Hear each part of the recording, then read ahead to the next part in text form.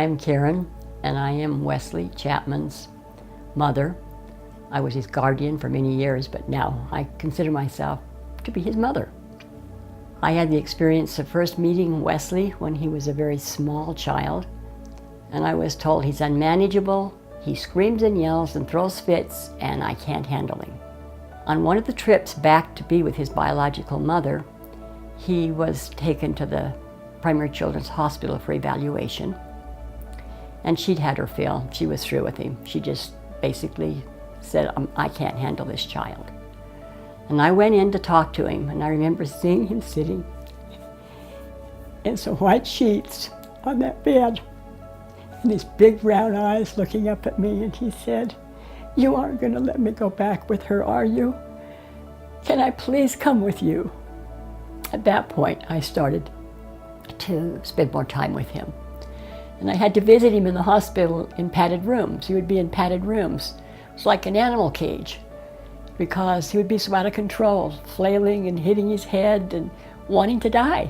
He didn't want to live, and so he'd hit his head against the wall, so they had to protect him. I took Wesley then permanently and started working with him. He wouldn't let me touch him. He didn't want anybody to hold him. He would go in the corner and put his arms in a cradle position and say, "Don't touch me, don't touch me." So I went to holding classes, trying to learn how to reach this young man, this young boy. We put him into school, about the first grade, second grade, somewhere in there, and the kids teased him, made fun of him. I don't know why. There's some kind of aura that when we don't have self-worth, I think it shows to other children and other people. And he would come home from school crying, or having kids following him, throwing things at him. School did not work out for Wesley. Public school did not work. He couldn't read, he couldn't write, he wasn't doing math, and one of his teachers offered to stay with him afterwards. They sent school teachers to my home, and he would lock the school teachers out of the room, out of the house, and I'd get calls to say, "Wesley's in there alone," and the teachers locked out. So there was all this acting out constantly. It was either a policeman or a school official, somebody that was at our home about Wesley. During this period of time, I was able to enroll Wesley in a private school, and they didn't want to take him because of his background. They said that he had been a troubled child. They didn't let those kind of children in their school. And I said he would be good. And I threatened Wesley, "You will be good, because this is your opportunity." And we had a few incidences where he destroyed people's science projects and things in anger, but he did learn that he had some talents. We cleaned the school to help pay for the schooling. He would do the chalkboards. His job was to clean chalkboards and clean the erasers. So after school, that's what we did, emptied the garbage. I'd sweep the floors, mop the floors, and he would do the desks, and he had his responsibilities to pay for his schooling. Through this, he started to gain a little bit of self-confidence in himself. It wasn't showing too much yet, but it was coming. During this period of time, I had a pretty prestigious job and with the Veterans Hospital, and became injured and lost the use of my arms, and was told I probably would never walk again. So it was important that I had the power to overcome some of these things, and Wesley was able to watch this. He went through this with me. And this was the period of time when Wesley found that we had moved into a home that had a rose garden and flowers. And he asked if he could tend them, and I thought, "You can't tend that garden." But I didn't really care, it was a rental. And this young boy, took that rose garden and made it beautiful. Then he said, "Well, I need to help with money, Mom, because you don't have any money." So this little boy starts going door to door selling his flowers. And I was very impressed. Although he was still having fits and having problems, he started seeing some worth in himself and started making some money. And then it went from that to a car wash till my yard was full of cars. I finally told him, I said, "You have to start buying your own paper towels and your own cleaning supplies, because you're getting You're making too much money to just have this stuff taken from my home.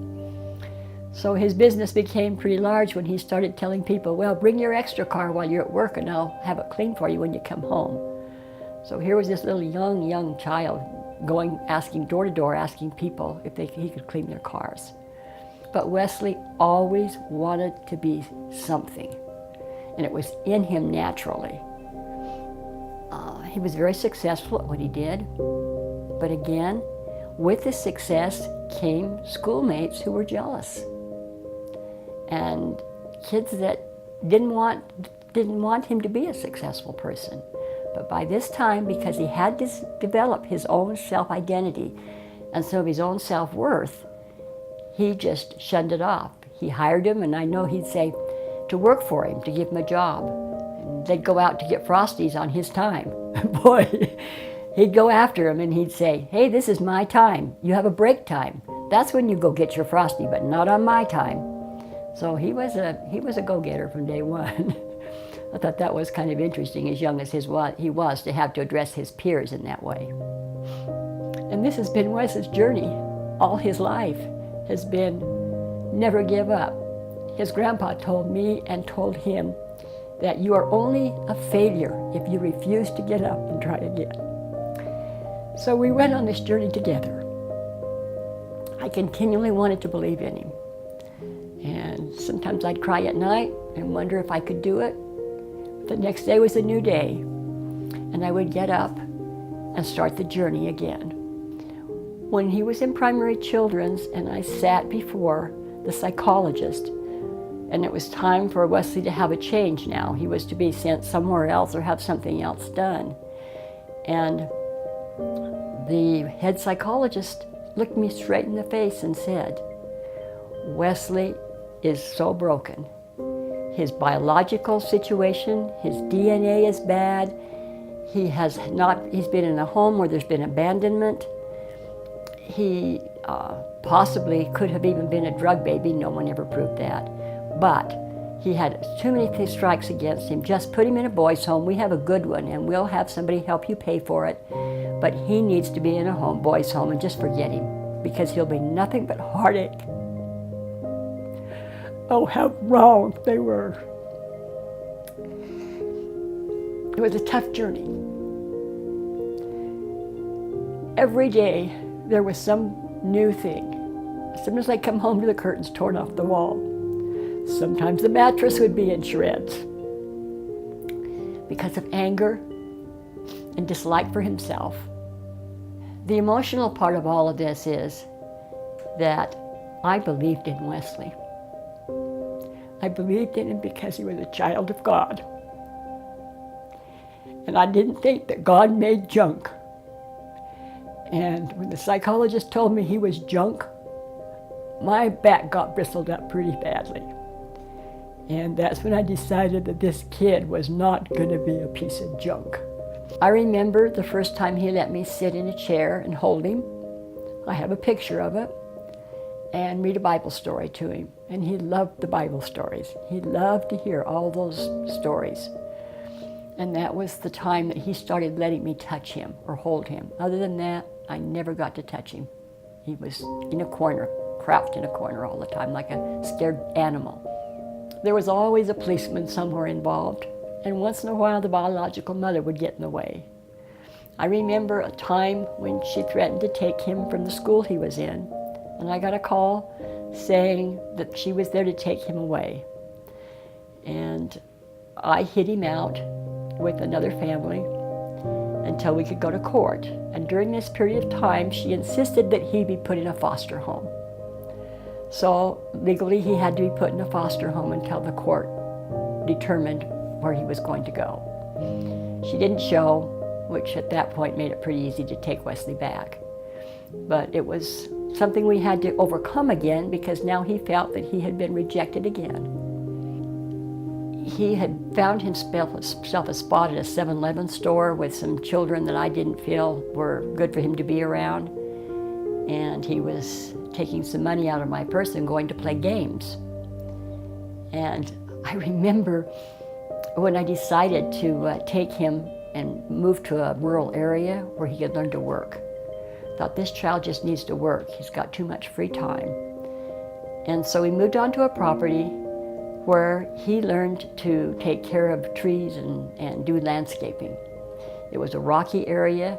We had just a great big field and an old house sitting on it. But every time he did something wrong, Wesley had to dig the hole in a rocky ground that took a pick to get into the ground to plant a fruit tree. And to this day, he can go to that property and point out what he did wrong when he had to plant that tree in that rocky ground. And those trees still stand today. But every one of them have a memory. I think our next big journey was when I learned of some of the abuse. And as a child, he would cry and want me to wipe out the pornography that was in his mind. So we worked with that. And we're a God-fearing people, and we did it with prayer. And we were successful. Wesley came, I think, here with a real special talent, like we all are, with a special DNA, our own DNA. And what my responsibility was to wipe out all the garbage that the world throws on top of these young people coming into this world, sweep away the leaves and the debris, and let their spirits be what they can be, what they were sent here to be. And that's what I did for Wesley, was being able to help him to find out who he was and that he was an important child. I was single when I first met Wesley, and of course wanted to date. But to be really honest with you, nobody wanted to be around him. So it was very difficult to have a social life. But there came a man into my life that I thought would be a good father figure. That was my thinking at the time for Wesley. So I married this man and moved into this other area. And Wesley didn't seem real happy, but I was so busy trying to make things work in a relationship that probably shouldn't have happened, that I didn't understand what was going on in the home. And I think this happens an awful lot with people who, are in, maybe women or men who are in abusive situations and have children who don't realize what's going on with the child. And when you do, it's a rude awakening. But it was years later when Wesley really told me the things that went on, and I had no idea what he'd experienced with this man. Stepping on his fingers when they were roofing, saying he was going to make a man out of him. Making him take his shoes off on a hot roof so he could feel the heat from the roof. Things that were terribly abusive. Wesley was living with this and not saying one word about it. When I asked him one time why he didn't say anything, he said, "It's because I thought you really loved him, Mom." This is the kind of man he is today, when people feel love from Wesley. He cares so much about other people. And he cared so much at that time about what I wanted and needed. And he was always that way whenever he didn't have to feel the terrible trauma inside of him. He was always caring about the other person, what they felt and what they thought.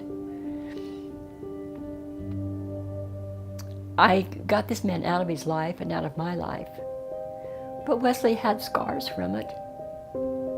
But I don't think anybody would know it to this day, because he's put it aside. And he uses his talent, his ability he's developed by helping others. Now that he has these experiences, he can help parents, teachers, children. There was a period of time when Wesley was a teenager that he was on so many heavy drugs, and it was to keep him calm, give him a good feeling, a good euphoric feeling. But he became very ill. And during this illness, I questioned what we were going to do about these drugs, but the doctor said that's what he needed to do. But later on, they discovered that it had done some damage to his liver, and that might be some of his illness problems. So Wesley decided that he didn't want to go this route in his life. And when the doctor said, you have to be on him, and his counselor says, Wesley, you can't go cold turkey. We'll have to do this. If you're going to do it, you got to do it one at a time and slowly. And without any of us really knowing what he was doing, Wesley decided that he would take it upon himself to dump all the drugs, not take them anymore. And I can't think of anything more horrendous than if you've been on antidepressants and psychotropic drugs, to just not take them anymore and still function. The only thing I felt from Wesley was a little bit of moodiness, but he had moodiness anyway, so I didn't really know what was going on. During this period of time, Wesley spent so much time in this little basement room of his, and he loved to study. He loved to learn about his body. He wanted to know how drugs affect you. He wanted to know how the body functions and works. Because all this time, I think he was at that time learning for himself. He wanted to know how to help himself, how to be able to not feel this feeling that comes from fakeness that comes from drugs. He wanted to feel like himself. And so I found him spending a lot of time. And the interesting thing was that I couldn't get Wesley to read much. Wesley was the type of child that if you had a bookcase you bought and you wanted to put together, he was more than willing to help you, but don't hand him the instructions, because he would not look at instructions. He would figure out how to put it together, but he wasn't a reader. He didn't like reading. But I did find him in the books, and I found him pushing himself to want to learn. And it was this interest in his mind, in his body. And at that time, I don't know if he knew where he was going to go with this. I think it was more for his own self that he was doing this. But later, when he saw how much difference it made in his life, and we looked around together at times and saw these children and young people that were not getting the attention they needed, I think it planted a seed in his mind that he wanted to take all this knowledge he had gained. And he still asks me to share things I find with him. And he shares things he finds with me, because we're both now in a kind of a health healing position. And he used all of these talents that he had to learn about himself. And that's what he's now helping others with. So to this day, Wesley refuses to do alcohol, and he refuses to do medications, because he likes to feel who he really is and not what something else makes him feel. Well, the time came for Wesley now to become the man he'd been preparing to become. He was off to college. And I remember driving him to a college some distance away and dropping him off. And then later taking him my prized possessions, some antique furniture from my father, and fixing up his apartment. And it wasn't 3 months later I get this phone call, and he said, I'm coming home. This isn't for me. And he was an entrepreneur from day one. He came back, started some business, was very successful at it, did a couple of different things. I think he even landscaped again for a little while, which he'd done before, to get some money to go on to get his business going. And I followed him through some of those things, trials and errors, learning the business and learning to be a businessman. And then he called me one day and said, I'm going to start Human Project. And I said, oh, come on, Wes. That's a big dream. You can't do that one right now. Not that you can't do it, but it's too fast, too soon. No, Mom, I know I can do it. And at that time I thought, yeah, you can do a lot of things. You sold all my good antique furniture too, before you left college and before I could get there to pick it up. He was always finding a way to do things that he wanted to do. So Wesley did it again. He started Human Project. And it's been a long haul. My greatest experience that I'm so emotional about right now, I think, is that last night I was able to see some of the work that he had accomplished, see a success story of his. I haven't been able to be close to that. I've heard about him, watched him on YouTube, but never been there in person. And to see this successful young man who's so well loved by so many people. And then when I got to dance with Wesley at the wedding that we were at, my mind went back to the moments when this gnarly little kid was in a corner and wouldn't let me touch him, and here I was dancing with him. What an accomplishment, what a journey. And I have to say I was very proud. But all the memories of people telling me, you don't want to spend the rest of your life like this, it isn't worth it. I can't tell you that I've ever seen a work ethic like I have in this man, because nothing puts him down. And I think he transfers this to the youth he works with, because he's not a quitter. I'm very proud of what he's accomplishing right now. And it's a success that personally I had a little doubt about. But I tried not to show it to him, but I did have a little doubt that this was far-fetched, too fast, too soon. But as we can see, he has succeeded once again. That's something that people were saying, I don't think you can do this. And he's done it.